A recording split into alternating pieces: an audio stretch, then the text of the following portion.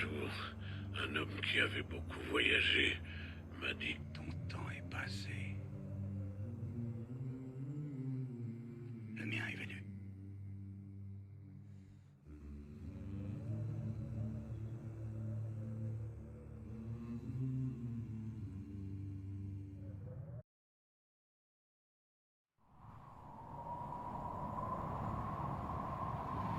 Toutes ces choses éphémères.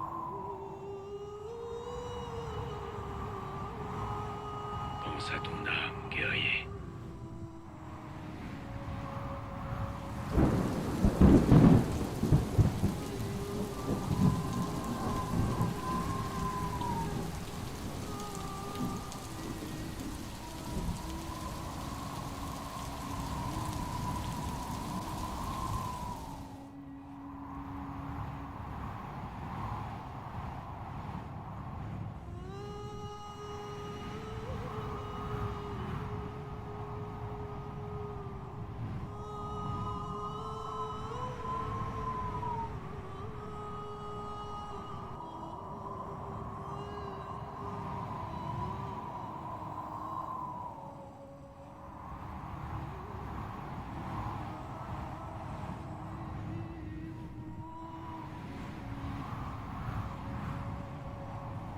Petit, d'où est-ce qu'il vient? Il vient tout droit des enfers. L'endroit de l'apparition du faux Messie. Le faux Messie apparaîtra du côté de l'Orient. C'est ce qu'on a vu dans le hadith de Tamim à la fin, n'est-ce pas? Et ils sont où ces enfers? Il apparaîtra du côté de l'Orient, de Khorasan. De l'autre côté de l'océan.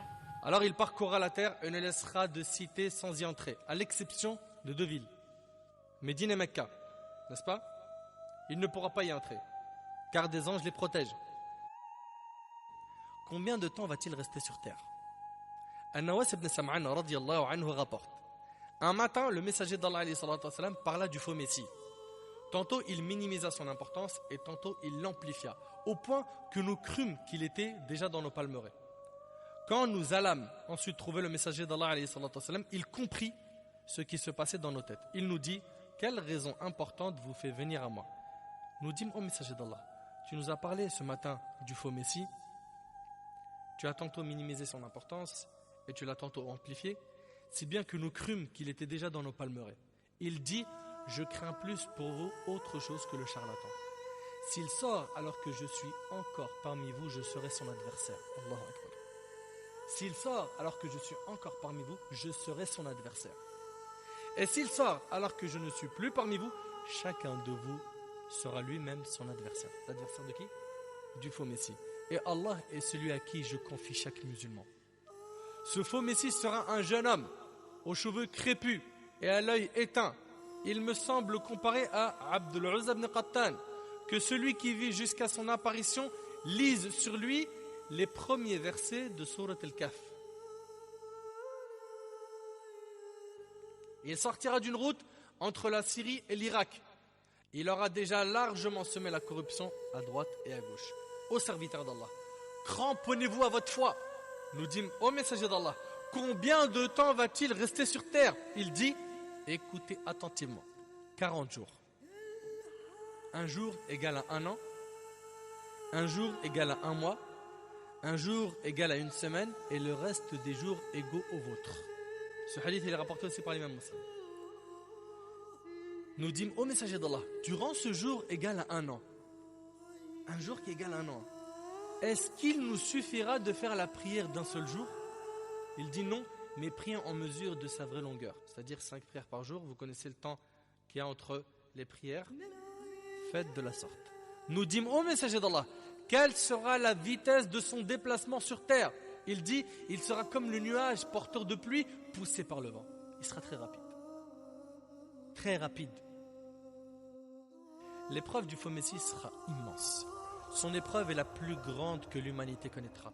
De la création de Adam alayhi salam jusqu'à la venue de l'heure, il n'y aura pas une épreuve plus grande.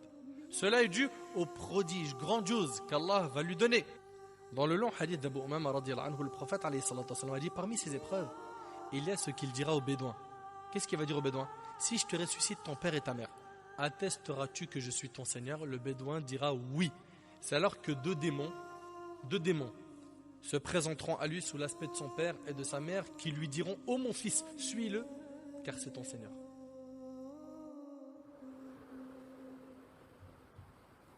Je dois être avec mon père. Même s'il est mort. Tes fils sont morts. Et tu es venu pour être avec eux. Troublant la raison et faisant perdre la tête, il sera capable de guérir l'aveugle de naissance. De même que le lépreux.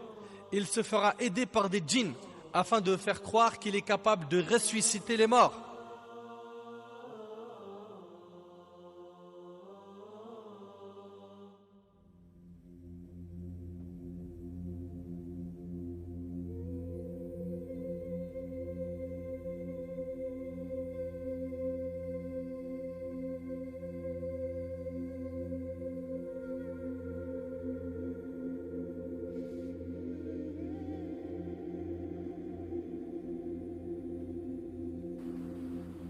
Alors il ment.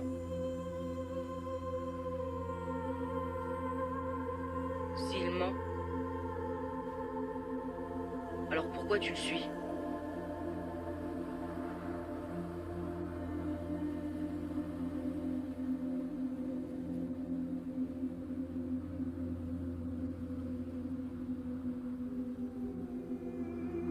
Pourquoi je suis venu là, le borgne?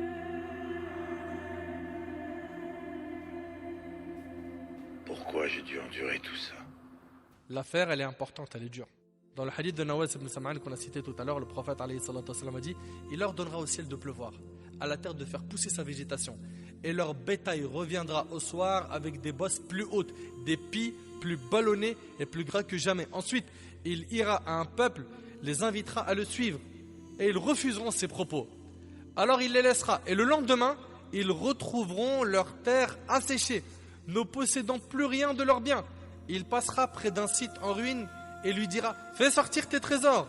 Ainsi, ces trésors le suivront, tels les abeilles suivant leur reine. Le hadith est rapporté par Muslim. Parmi aussi les pouvoirs qu'il aura, il y aura le fait de tuer et de ressusciter un certain jeune homme. Dans le hadith de Nawas ibn Sam'an qu'on a cité, le prophète sallallahu alayhi wa sallam a dit: il appellera un homme débordant de jeunesse, le frappera d'un coup d'épée et le coupera en deux parties aussi rapidement qu'une flèche atteignant sa cible. Il l'appellera ensuite et le voici qu'il se dressera devant lui, le visage rayonnant de joie en souriant, rapporté par Muslim. Parmi ces épreuves, il tuera ce qui paraîtra aux gens, un certain croyant, puis il prétendra qu'il a le pouvoir de ressusciter. Abu Sa'id al-Khudri radiyallahu anhu rapporte que cet homme que le faux Messie tuera fait partie des meilleurs hommes, ou le meilleur des hommes.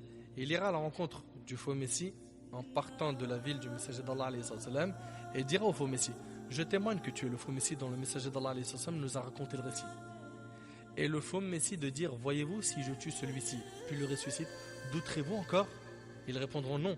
Alors il le tuera puis il le ressuscitera. Et l'homme dira: par Allah, je n'ai jamais été aussi clairvoyant à ton propos qu'aujourd'hui. Le faux Messie voudra le tuer, mais il n'aura plus le pouvoir, rapporté par le Bukhari.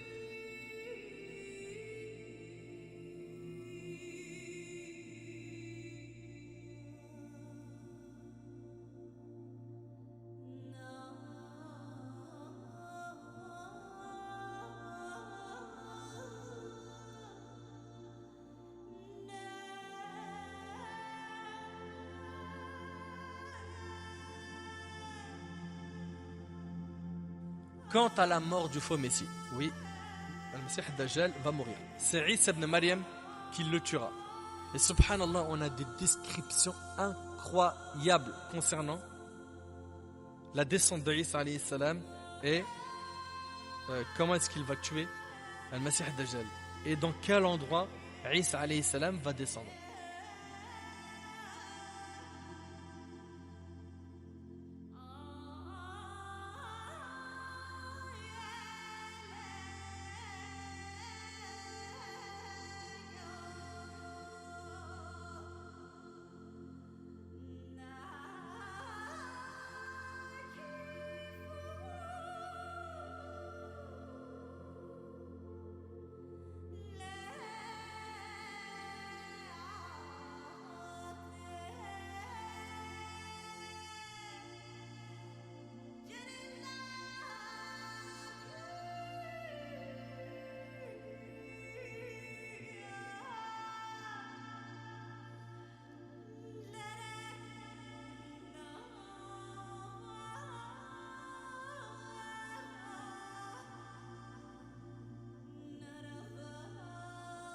Maintenant, une grande question, comment se préserver de son épreuve?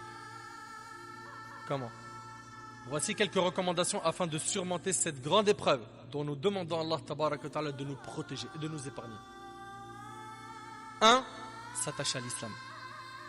S'armer 2 fois. Pratiquer la religion d'Allah tabaraka wa ta'ala dans son ensemble sans faire de tri de sélection. Connaître les noms et les attributs d'Allah tabaraka wa ta'ala. Ainsi, on saura que le faux messie est un humain qui mange, qui boit, tandis qu'Allah, vous le savez, il ne mange pas, il ne boit pas. Le faux messie est borgne, tandis qu'Allah n'est pas borgne. Et personne ne verra son Seigneur avant la mort. Donc la première chose, c'est s'attacher à l'islam. S'attacher à l'aqida sahih, ça c'est un. Pratiquer sa religion comme il le faut. Deuxièmement, demander protection contre l'épreuve du faux messie, notamment dans la prière. Des hadiths authentiques mentionnent cela. On rapporte d'Abu Hurayra radhiyallahu anhu qui disait, le prophète alayhi salatu wassalam avait dit, si vous faites le tashahhud, demandez protection auprès d'Allah contre 4 choses. Dites, Allahumma inni a'udhu bika min adhabi jahannam, wa min adhabi al-qabr, wa min fitnati al-mahya wal-mamat, wa min sharri fitnati al-masih ad-dajjal. Seigneur, je cherche protection auprès de toi contre le châtiment de la gêne, de l'enfer, contre le châtiment de la tombe, contre les troubles de la vie et de la mort, contre le mal du faux messie. Et c'est rapporté par l'imam Muslim. L'imam al-Bukhari le rapporte avec une modification dans l'ordre. Ensuite, étudier des versets de Surat al-Kahf, car le prophète sallallahu alayhi wa sallam a ordonné de réciter le début de Surat al-Kahf en présence du faux messie.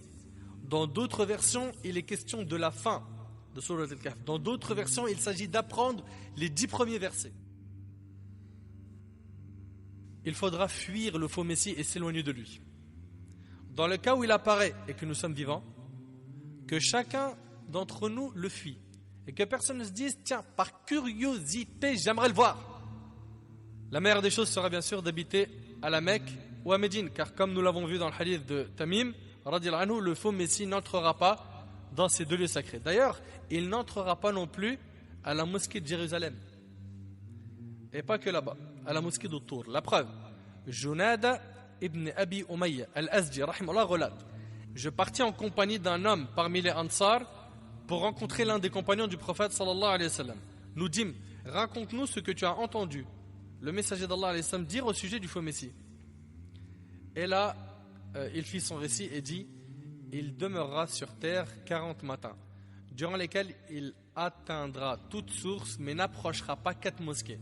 La mosquée sacrée, la mosquée de Médine, la mosquée de Tour et la mosquée de Jérusalem. Le hadith est rapporté par Ahmed et le Cheikh Al-Arnaout l'a authentifié. Il convient donc aux musulmans, lorsque le faux messie se manifestera, de s'éloigner de lui à cause des ambiguïtés et des faits extraordinaires manifestes qu'Allah lui aura donnés afin d'éprouver les gens.